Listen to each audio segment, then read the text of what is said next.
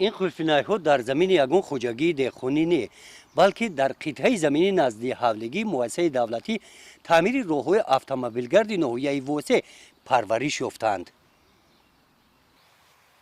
از همین یک قطعه زمین این گونه محصولات تازه همه روز جمع‌آوری شده و دسترخوان خوراک نصف روزی کارگران همراه کرده می‌شوند.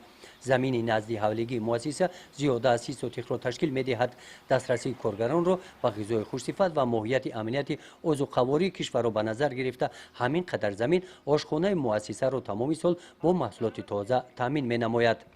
طبق دستور سپارش‌های پیشوای معظم ملت جناب ولی محترم آقای رحمان سپارش است که هر یک وجه زمین ثمرانok استفاده برده شود.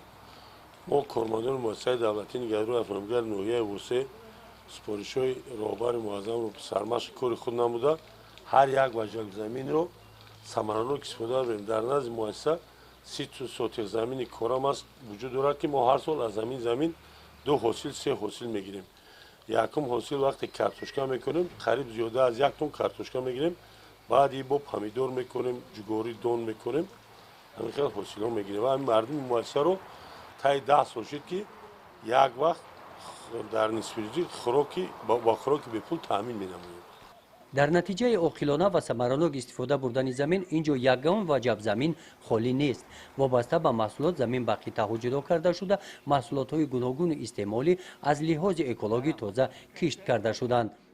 در دوره آمادگی ها و جشن 30 سالگی استقلالیت دولتی کشور عزیزمان شفت راهروهای مؤسسه با گل‌های آرایشی آرا داده شده و از محیط اکولوژی مؤسسه در حال خوب نگاه داشته شده است. موفقیت مؤسسه در استفاده زمین در آن است که با استفاده ثمرانok آب و زمین و رعایت قاعده‌های معاصر اگروتکنیکی پرورش این زراعت‌ها به راه مانده شده است. حاصل این زمین بعد یک هفته جمع‌آوری کرده می شود. کارگران نیاز دارند که با جای کارتوشکا بادرین کشی نمایند در همین زمین. گزارش خوجا نظریف خدای نظر ظهروف از ناحیه وسه برای برنامه اطلاعاتی نوید.